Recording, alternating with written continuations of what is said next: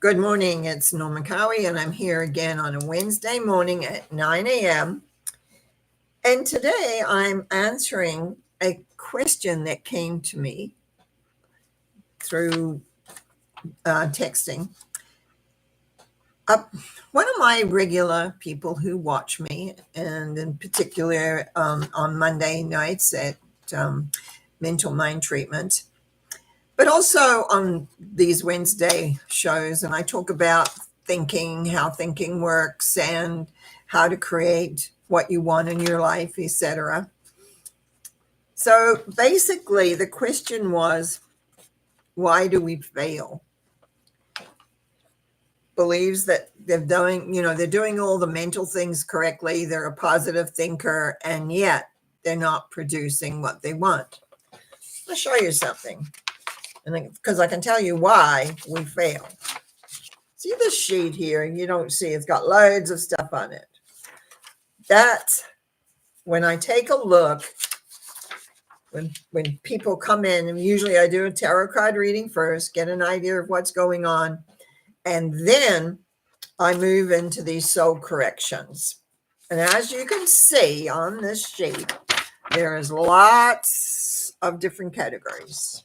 I'm going to go through them and explain. I've kind of written things. The first thing I usually look at is if the male-female energy is appropriate.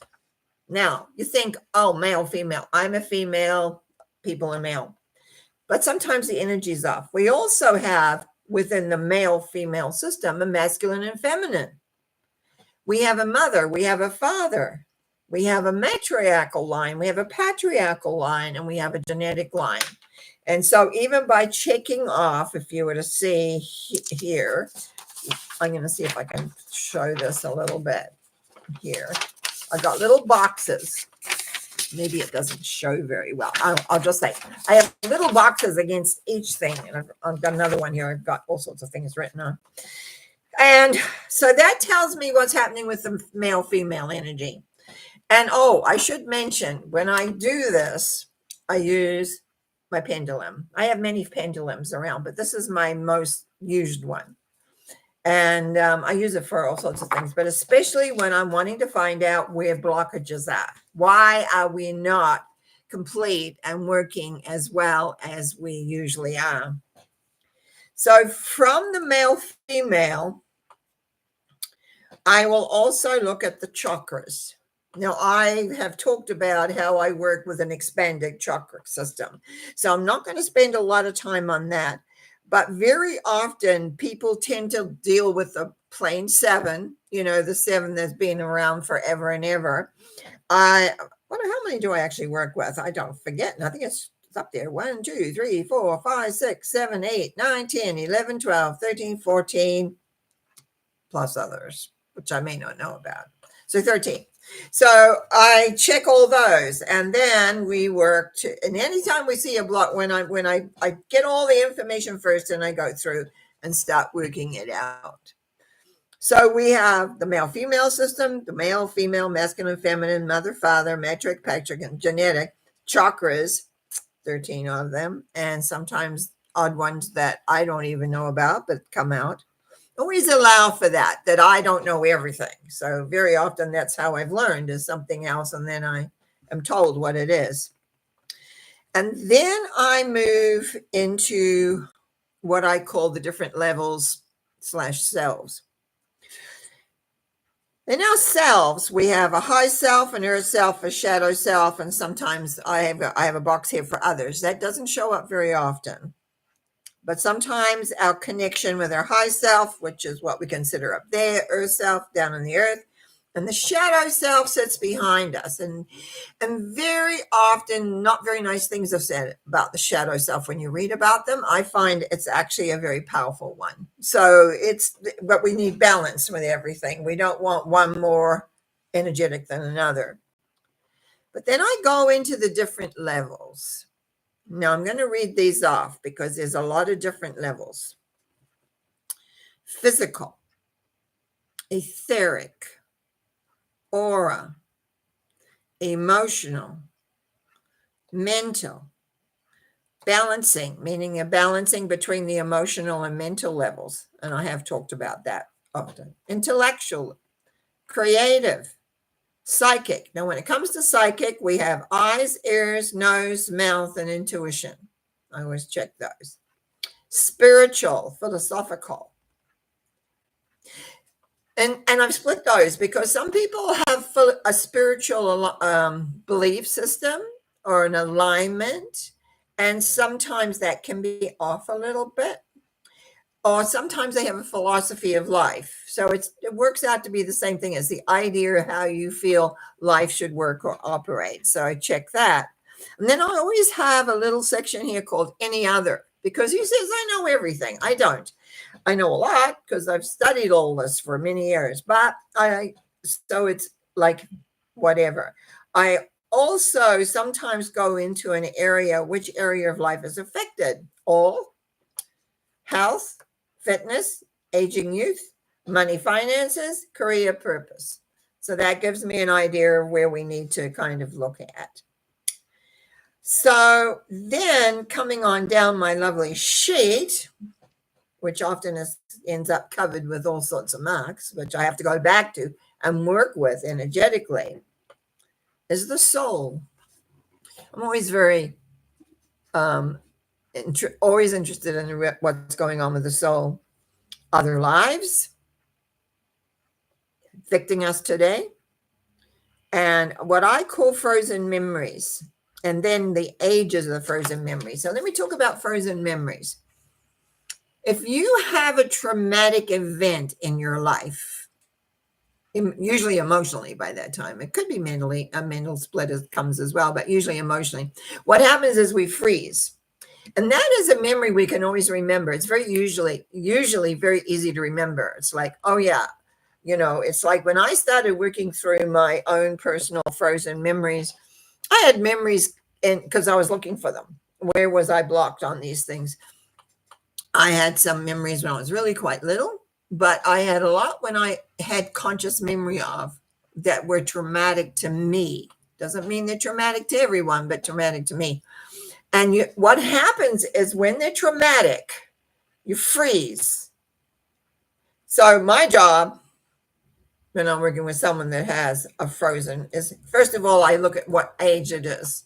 And sometimes I can't remember, but I go in and talk to that 7-year-old, 5-year-old, 3-year-old, 2-year-old, whatever, and maybe even 15-year-old, and unfreeze them from that place, because whatever they've frozen is still within their system, still vibrating out and creating similar experiences, or else having them that they're so frozen and stuck that they can't relate to what's going on. So that, in other words, they're 7-year. I've seen people whose 7-year-old rules their life. I had a very strong 7-year-old. I had many 7-year-olds, actually. A lot of things happened when I was 7. Going to school for me was pretty traumatic, actually, and that was at 5. So by 7, it was like I was running into all sorts of trauma everywhere, all over the place. But it's very interesting to get these frozen memories going. I'm going to come back to other lives in a minute. Then going on down my sheet, we come to the energy part. Contracts we have made with us, usually with ourselves, but not always, sometimes with others. Oaths. What oaths? Now, oaths, interestingly, I have found are mostly on male lives. Men make oaths, but women make vows. And that's mostly women's life. They can be still interspersed because we've been both male and female. But usually when I found in male lives, we made an oath about all sorts of things. Vows the same. Although very often I find they're women lives and they're religiously. They have a religious. We give a vow for poverty. We give a vow to help everybody or something like that from a religious perspective. So, and that vow is still playing out in this particular life that they're in. And then, as if that's not enough, the Akashic Records.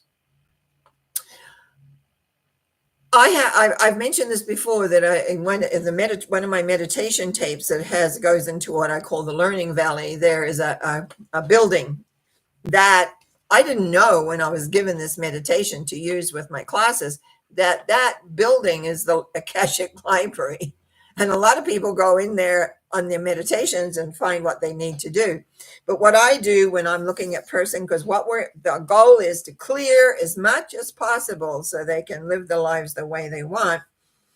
And I actually recommend people have, when they want this kind of work with me, that we do at least three sessions, so that we can clean out a lot of the difference, because this is always like about one title, one thing. Loving ourselves and trusting ourselves. Those things are very important.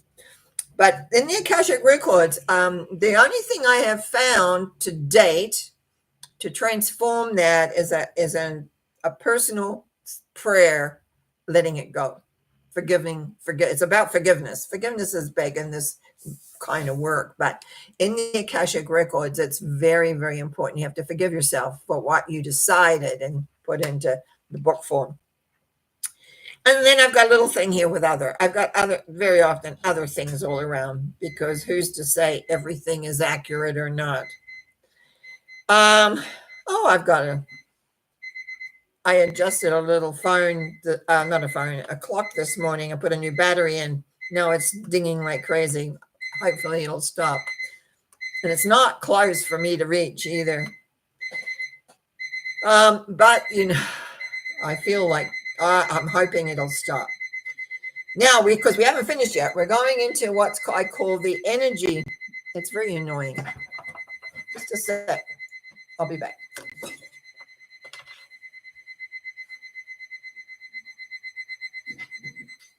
There.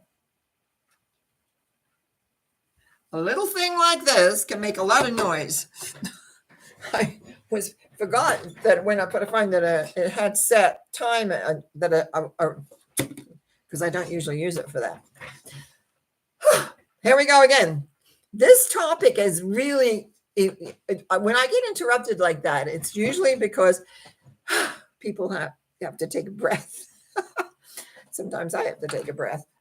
Anyway, so we also have to look at, after all this, others' energy. Now, remember, when I'm doing something and we're looking for a topic like loving self, we're not going to have every one of these highlighted.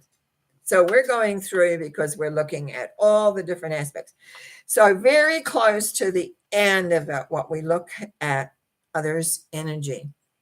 We are absorbers.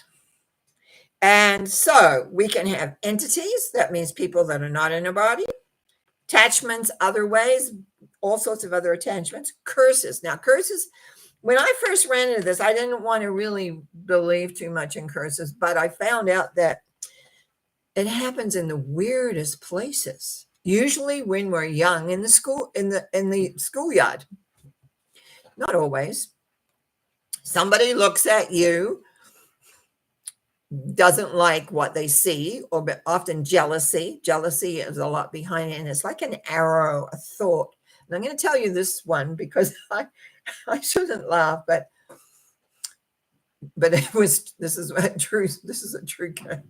When I looked at this, I said, oh, this girl was really jealous of how you danced. And so the thought, and I usually can pick out where it comes in the body, and sure, they usually say, oh yeah, it's a sore spot. Like the back of the neck is very regular, but it can be in another part of the body. And the thought that was fired at this girl, because it's like an arrow that comes in, was that she would slip.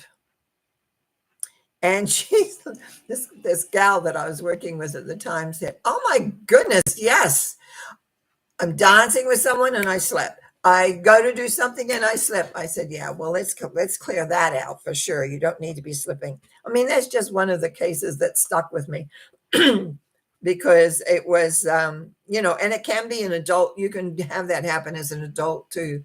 It's not spiteful people are spiteful people often. And they get very jealous of what you have or what you've done. The nervous system. All my life, I had a very high active nervous system. And it doesn't come up very often for people, but if some people have a nervy system, and so it's nice to clear that out and do it. And then the old brain back here, like right back here, is that old brain that has lots of memories in there. And sometimes the old brain is a little clogged. So we need to clear that out. Not finished yet.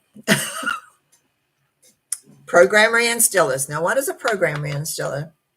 We are so clever that what we did was create a program so that when we did this kind of work, there was another program that would reinstill it. Like, we do in our computers when we goof up, we reinstill the program. Where do you think they learned it from? They learned it from us. We have that program. And some people have a lot of issues with that. Not everybody, but so quite often what happens when we clear these programs, if we don't catch that program reinstiller, you will automatically reinstill it. So this thing is still wanting to yak at me. I don't know why. Sorry about that. I just put a new battery in it this morning because another one of my clocks went gone, and I like looking at time. I don't wear a watch usually, so I'm always looking at my watch, at the clocks around. Anyway, this is a big subject. And so interference can happen because I am sometimes rubbing against other people's belief systems. Very common for me to do that. But this is what I find work. This is the work I do for people. Once we see in the reading what basically is going on, we can shift into this. I have the odd person that will just say, no, I don't want the reading, but I want the correction work. So that's what we do. Now, so I always have this the subconscious. It has only been in this last year that I was shown by my guides how to go in and absolutely pull a program from the subconscious. Otherwise, I've always worked with the energy of whatever the thing is, and have cleared it to a degree. But sometimes, it's like things get kind of sealed in there. So it's like pulling out in the old, when they used to change electrical things, they had electrical things that clicked in, and they would pull them out and put new ones in. Very much this is similar, I've discovered in how I wanted to clear that. So we were being able to clear the subconscious. So if I see the subconscious is involved and we've done the clearing and it still goes in, that says, yes, I can go down now right into that subconscious and clear that out. So that was always there. So at least we knew. And then again, of course, I've always got others. So between our program reinstillers, what's in the subconscious that we don't, to get to the root, if the subconscious comes up, it means we have to get to the root. It's not just a basic program running around. And then I always do checks, what I call checks and balances. I always check for the doubter, the objector, the distractor, what jobs they do, and anything else. Because what we want in alignment in the end of all this is our consciousness, subconscious, and superconscious, the three minds, and to forgive and forget everything that we've worked through. These sessions take usually an hour and a half, sometimes longer, sometimes shorter. Sometimes by the time we get to the third one, when the third process, because to me, it was useless working on one at a time. We had to do 3 sessions. And by the time we get to the third, very often it's quicker, but sometimes these go on for an hour and a half or more. When I first begin, I never know what I'm going to find or what I'm going to discover or what's going to go on. You are much more complicated than you think. You look in the mirror and you see yourself as you are. You may like that, you may not like that, whatever. But as we work through all these different levels, the chakras, the male, female, the different selves that we have. You know, I talk to eye selves and earth selves and shadow selves all the time. The soul, other lives, frozen memories. I did a lot of that work myself. And when I go to bed at night, I would run energy up when I hit a spot. Usually that would be a frozen memory that I'd have to unrelease and get out and work in a different way. So, you know, it's so interesting. Let me see. Is there anything I missed? Discussion with the person, talk about habits, talk about not, oh, yeah. Then I always have them do a color thing to help align everything, colors and numbers at the end. I have people who do Monday nights know I'm big on my numbers, but the colors,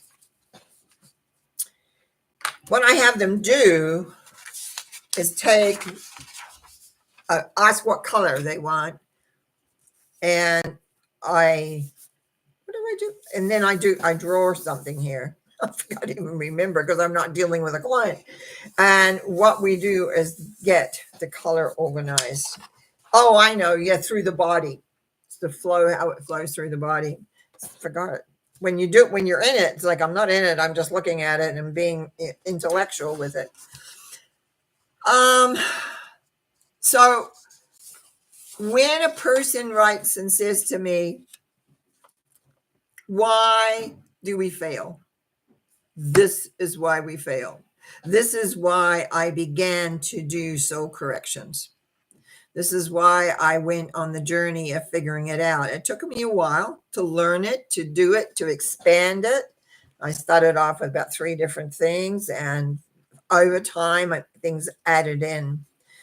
Very often it's situations that we don't think about too much. We don't think about our matriarch and patriarch. We don't think about the genetic quality that we're running. We don't think about our shadow selves too much, usually, unless you're already in learning about things.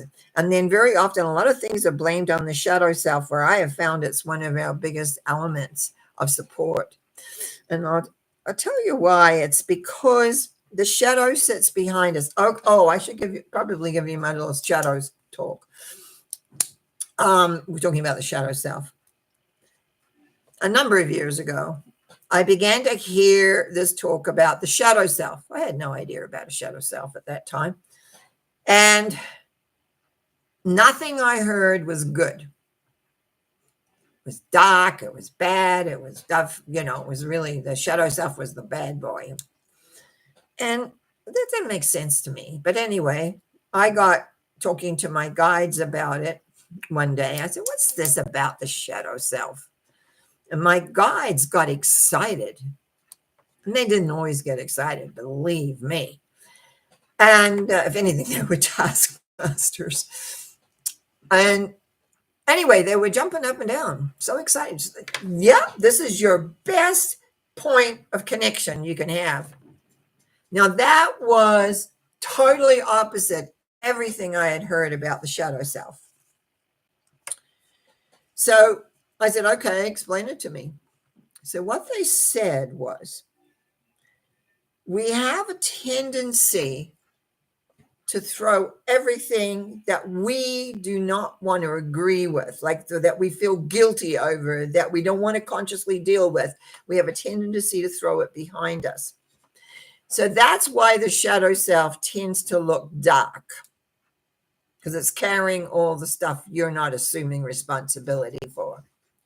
So when I began to start working with the shadow self, what I found was, the first thing they said to me, this is your best point of connection. And it was like,